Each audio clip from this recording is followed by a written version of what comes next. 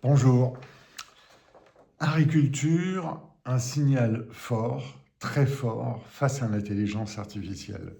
C'est un sujet qui est constamment posé. L'intelligence artificielle tue-t-elle l'emploi? Parlons d'agriculture. Dans mon lettre des signaux faibles de décembre 25, donc il y a quelques jours, je parlais d'une étude qui a été faite sur l'industrie culturelle et créative en France, ICC. Et voilà ce que je disais dans ce signal faible, sachant que cette étude sur l'ICC était attendue depuis au moins 6 ans. En 1984, Bernard Arnault a racheté Boussac et a créé l'industrie du luxe.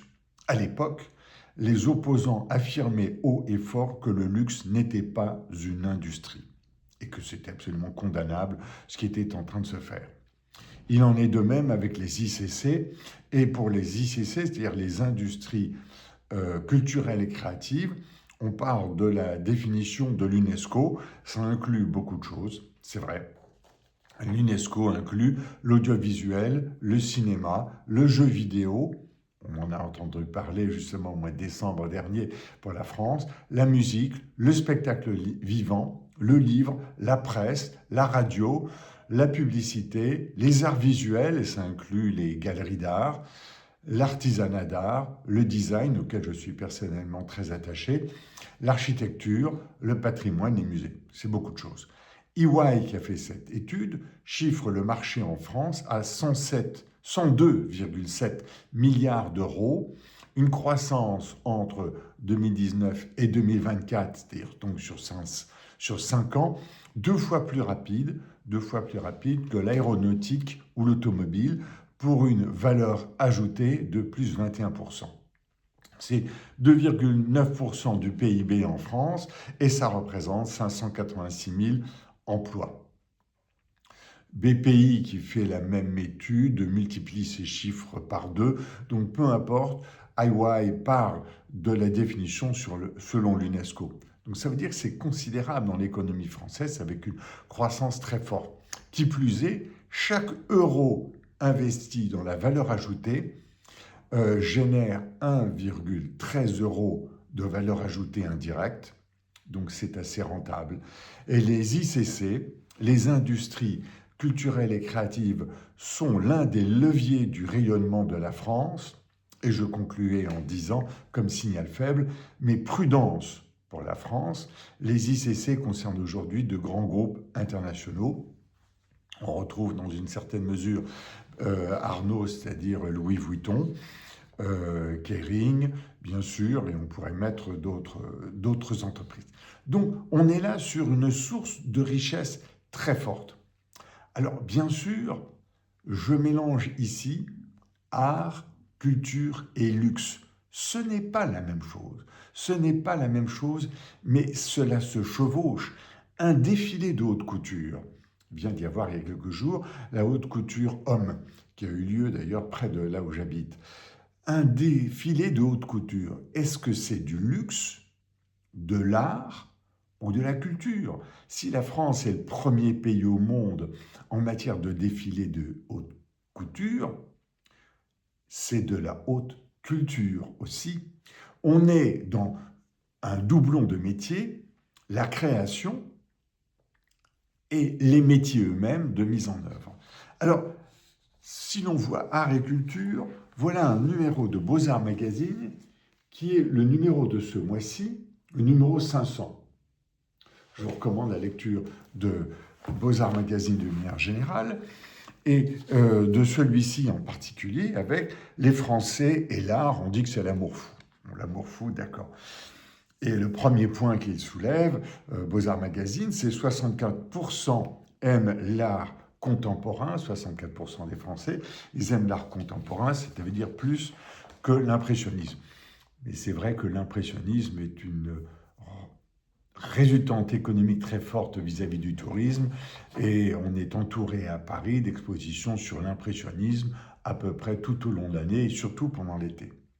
Mais le deuxième point qui m'a personnellement beaucoup intéressé dans cette étude et dans les métiers face à l'intelligence artificielle, c'est que entre 2000 et 2025, Là, cette fois-ci, c'est sur 25 ans.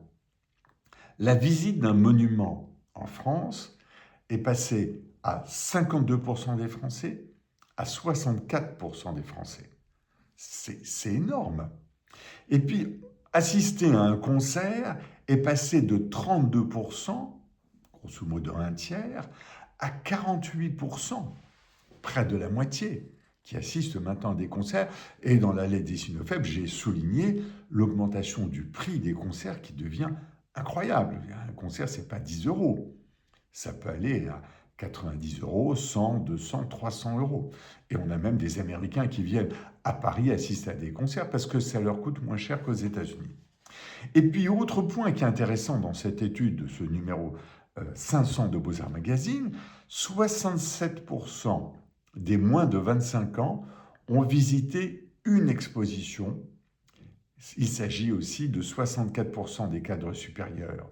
Donc les moins de 25 ans, les expositions sont associées aux cadres supérieurs, c'est-à-dire souvent les têtes grises. Non, il y a autant de moins de 25 ans, un petit peu plus, qui visitent une exposition que les cadres supérieurs. On est dans un changement de paradigme qui est très important. Et alors là, on arrive à autre chose, qui est ceci. Cet article, donc, le luxe, les métiers d'art au défi d'attirer les jeunes générations. Alors, c'est la coïncidence de ces 3 études en l'espace d'un mois qui est intéressante. Et c'est là qu'il y a des signaux faibles en rassemblant tout cela. Dans le luxe, les métiers d'art au défi d'attirer les jeunes générations.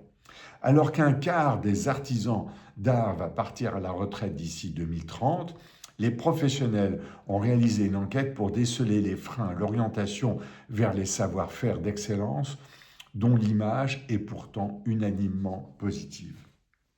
Et c'est là, on a quelque chose de très intéressant, c'est-à-dire qu'alors que l'on voit que les métiers d'art, la culture, le luxe, tout ceci, je suis d'accord, c'est pas la même chose, mais ça se chevauche.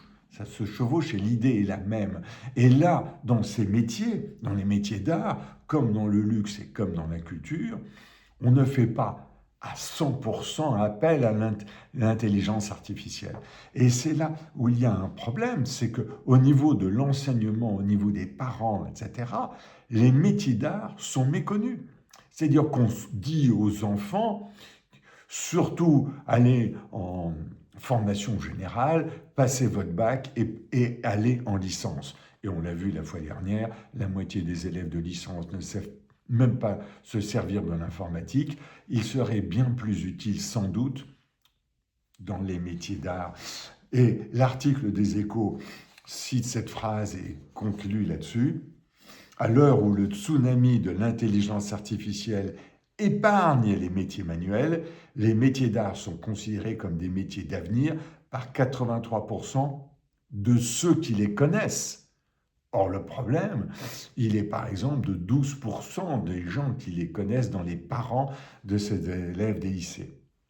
Donc, on est vraiment dans un problème de l'ignorance ou du rejet de ces formations et de ces métiers. L'intelligence artificielle n'est pas en train de balayer tout ce qui est dans la culture française, dans l'art, la culture et le luxe. Bien au contraire, elle n'y est pas présente au premier degré, elle y est présente parce que l'intelligence artificielle est un accélérateur des calculs, elle y est présente quelque part. Mais la force de l'origine de ces métiers, art, culture et luxe, c'est l'homme, c'est l'humain. Il y a donc beaucoup de travail dans ces domaines dans lesquels la France excelle. Je repars en plongée. À bientôt.